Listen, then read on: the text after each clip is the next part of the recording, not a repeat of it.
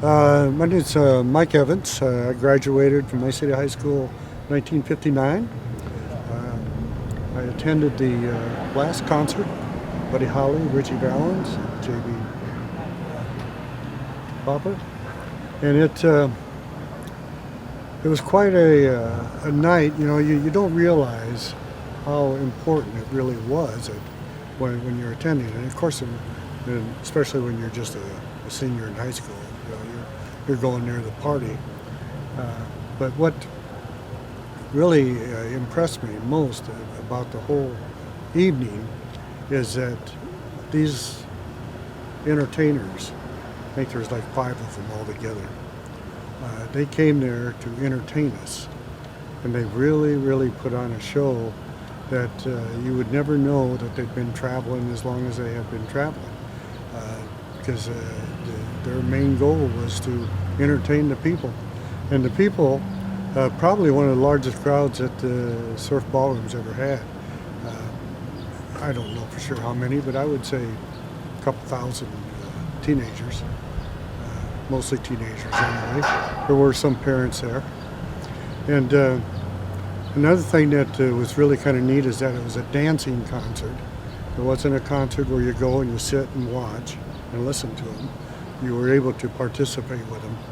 And it was, of course, during that age, we did a lot of dancing. Not so much today, but back then, that's what we did, was dancing. And so it started out with Dion and the Belmonts. They started out.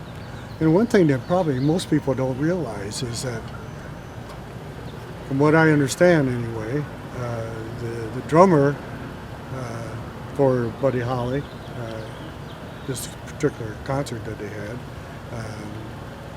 got his feet all frostbitten or something like that, right on the bus.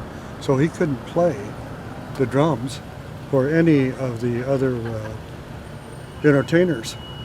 So Buddy Holly actually played the drums for Dion in the Belmonts, and also for Big Bopper and Ritchie Valens. He was the one that was doing the drums. Buddy Holly was the last one to appear. Just a singer and entertainer. Didn't say much. Got up, started singing his songs, and of course, at this point, a lot of the people that were dancing and so forth kind of moved toward the stage, and were more involved in watching him than dancing. But there was still quite a few people away from him, you know, in the background that were dancing. We put on a terrific show, of course. I did read somewhere, I didn't know about it that night, but somewhere where they were really worried about how they were going to look and so forth because they had been traveling for so long. And they looked fine, you know. It didn't bother us that maybe their coat was wrinkled or something. The night lasted until, I guess, midnight. I think the concert was supposed to run from 8 to 12. Cost $1.25 to get in. The Surf Ballroom has an area in Iowa. You know, there's you have the winters, and so you have to wear your coats and everything. So they had a coat check area.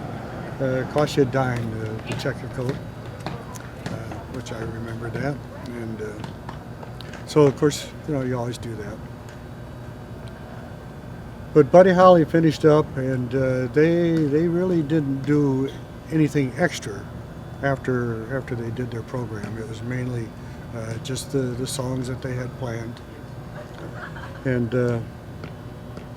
we left the surf and stopped at the Barrel Drive-In, which was going on at that time. Barrel Drive-In was a big drive-in in Clear Lake. We stopped there and got something to eat. So it was probably about 12:30, 1:45. We were on our way back to Mason City, And of course, Highway 18 goes right by the airport. And it was snowing a little bit. The wind was blowing a little bit. It was cold. If I remember, it was way below freezing in February. That's normal for Iowa. And so we, drove by the airport, not even thinking that there was going to be an airplane taking off or anything. So we went home and spent the night. Woke up the next morning, and one of the first things we heard was that they had gotten in this airplane at Clear Lake at the airport there, and took off and flew maybe about 5 or 6 miles. And it sounded like the airplane just drove right into the ground. I don't know, there was speculation on how it happened, why it happened, and so forth. Of course, the KRIB was the radio station that sponsored the winter dance, and the MC was a radio disc jockey, Bob Hale, and he was on the air that morning, and of course, they were playing all the music and so forth, and it was all over the news and the newspapers and so forth. And come to find out, I guess the young pilot that they had didn't really have any instrument training. Had some instrument training, but he wasn't qualified to fly instrument. And they're thinking that probably the little snow that they had, a little icing on the airplane, and probably he lost his direction and just flew it right into the ground. It just because from all accounts that I remember, it hit very, very hard. It dug a trench, went about 500 feet, I guess.